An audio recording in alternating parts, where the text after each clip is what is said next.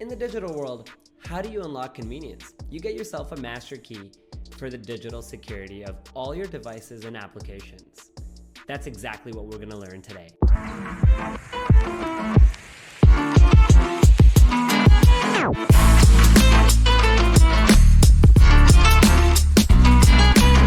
Hey everyone, and welcome to Taking It Offline.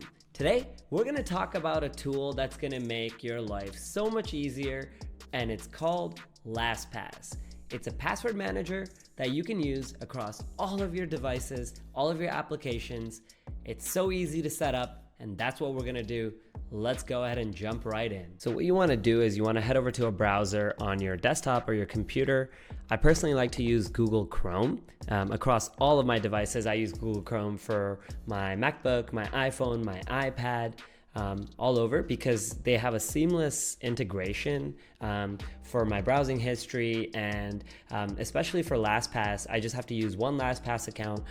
It's connected to Google Chrome and then also my devices, and that way any websites I visit that require a password or any applications I have on my phone that require a password, I can just use one tap on LastPass and then get access.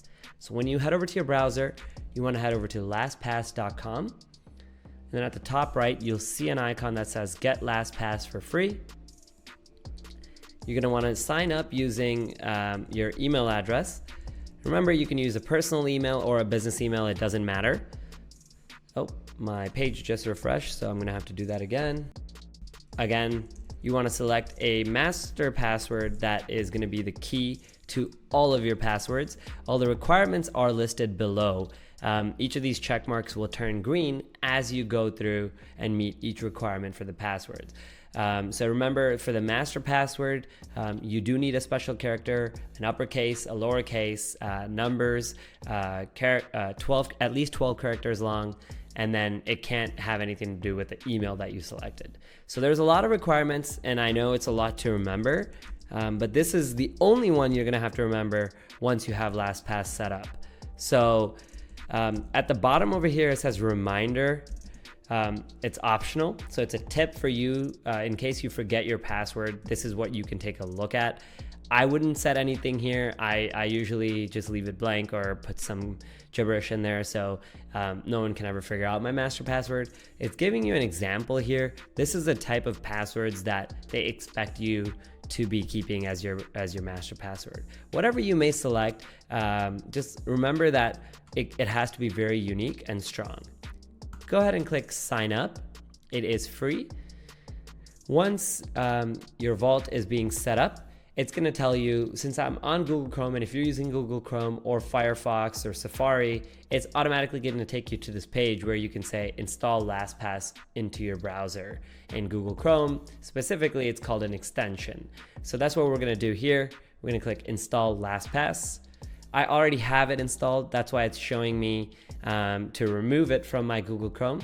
So in order for me to access it, I just go over here to the extensions icon. I want to pin it. That way it's always showing up in my taskbar over here. And now you can see LastPass has been saved. Now it's going to ask me to log in. So every time you reopen your browser or restart your computer, you are going to have to re-enter your master password. You can change your settings and you can have it ask you for your master password each time. That's up to you. I like to just have it based on my sessions. So every time I'm logged in, I want to keep my LastPass logged in as well. The first time you log in, it's going to take you to the main page for LastPass. Now this is your vault. It's called the My LastPass Vault.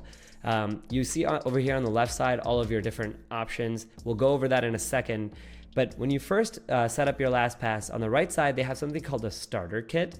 I highly recommend going through the starter kit. It's going to walk you through adding each of the different components that you can securely store within LastPass. So for example, if you click on Google, it's going to take you to a Google website. It's going to have you input all of your credentials and then add them to your LastPass vault. Same thing for Facebook, LinkedIn, PayPal, Dropbox, Netflix, whatever the application may be. Go through each of these things. It's gonna have you set up autofill. It's gonna give you tutorials on exactly what to do and demos on how it looks across the board. Over here on the left side, as you can see, there's a section called Sharing Center. So this is if you want to share a password with somebody but not actually give them a password.